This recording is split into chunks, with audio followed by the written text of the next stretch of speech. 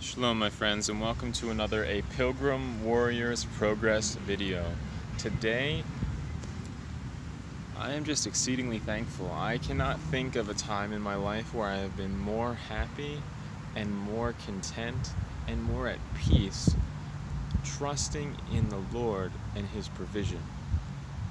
I am here at a local park in Clarkston, Washington, and I just recently dropped off $70. Well, it was hundreds of dollars worth of stuff, but it was $70 to ship all of it.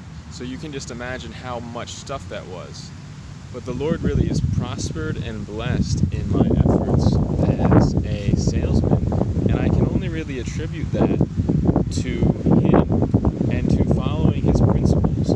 The Lord says in His Word, "Whatsoever thy hand findeth to do, do it with all thy might." And this principle requires that you are selective in the quantity of things that you choose to do. You cannot possibly do 50 things with all your might, because your might is divided amongst 50 things. Truly, the principle reigns true, and one of my favorite quotes goes like this, that in order to be successful, you must do one thing at a time, concentrating all your powers upon that. This principle has been life-changing because during the past 40 days, I decided to take a season off of YouTube, as you might have seen in episode 10. And I uploaded no videos. I did a few video scheduling towards the end of the 40 days, a little bit of video scheduling, but my focus was on personal study, exercise, my health, and operating a bookstore and selling the scripture cards. So basically, my health, my spiritual devotions, and a store that I sold books and cards. So, because I focused on just my devotions and health and one other thing primarily, I was very, very successful, and I am so thankful. I was able to sell in that 40 days approximately 200 books or more, and 100 of those books were all to the same person and the same family. So I'm really just blessed and amazed that these things are happening, because my energies were divided on YouTube and book selling and the scripture card project and the scripture song project and all of these various things.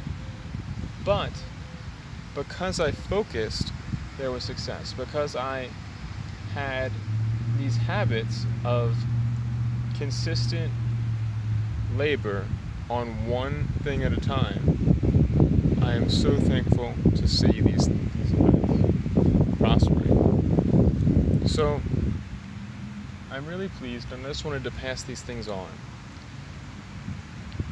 Something else I have learned is that it is of great importance to recognize that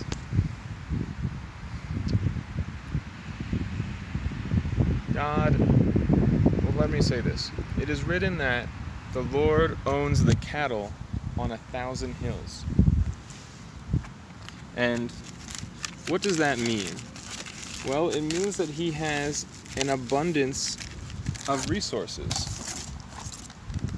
So, if He owns the cattle on 1,000 hills, and He owns the hills, as I heard a speaker say, then we can be confident in His ability to provide for us.